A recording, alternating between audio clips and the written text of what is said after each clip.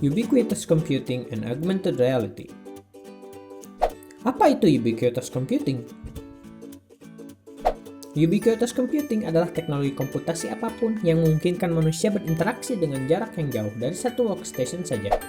Implikasinya adalah untuk teknologi yang menentukan pengalaman interaktif, aplikasi atau penggunaan, teori yang mendasari interaksi. Contohnya seperti pengukuran. Pengukuran adalah suatu komputasi yang dimana banyak jenisnya seperti meter, untuk mengukur panjang, gram, untuk mengukur berat, pound, untuk mengukur berat, inci, untuk mengukur jarak, dan panjang, kaki, untuk mengukur jarak. Contoh pengukurnya seperti ini, kotak kecil, kemudian kotak yang besar, kemudian menjadi kotak yang sangat besar. Zaman dulu pengukuran juga sudah digunakan, seperti mengukur bayangan untuk mengetahui waktu. Hal lain dari ubiquitous computing adalah mengkombinasikan dunia fisik dan virtual, yaitu tindakan terhadap benda fisik memiliki arti secara elektronik, begitu pula sebaliknya, seperti misalnya ketika kita menekan tombol keyboard dan menekan tombol mouse. Ketika kita menekan tombol keyboard dan mouse, sinyal yang tadi kita tekan dengan fisik akan ditransfer menjadi sinyal digital oleh komputer. Ubiquitous computing ini memiliki tantangan evaluasi dalam pengembangan, yaitu seperti bagaimana cara kita bisa mengadaptasi teknik interaksi manusia dan komputer yang lain untuk diterapkan ke pengaturan ubiquitous computing ini.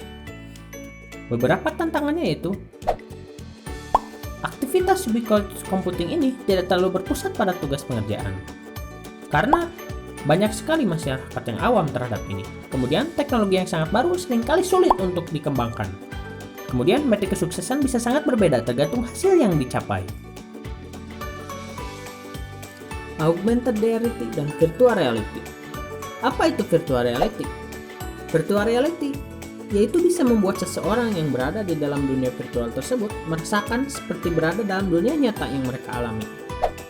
Beberapa imersi virtual reality seperti simulasi komputer berdasarkan dunia nyata, seperti contoh flight simulator, simulasi hiburan seperti roller coaster, kemudian simulasi hal-hal yang tidak bisa dilihat dengan mata seperti biasa, seperti sebagian dalam tubuh manusia.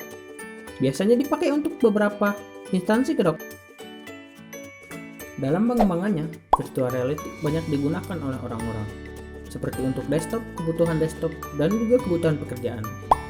Kebutuhan hiburan seperti bermain game dan juga menonton film. Kemudian, kebutuhan untuk beberapa pekerjaan daring, seperti misalnya melihat suatu struktur bangunan. Kemudian, augmented reality. Apa itu augmented reality?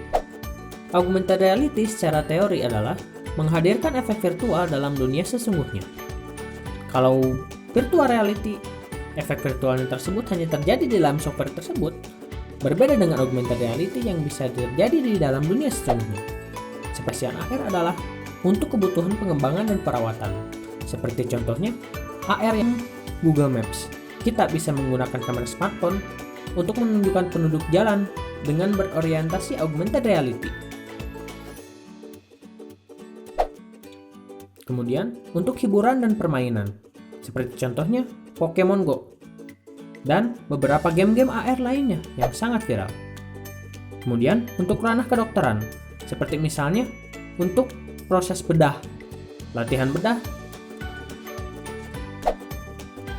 Kemudian, visualisasi data dan informasi.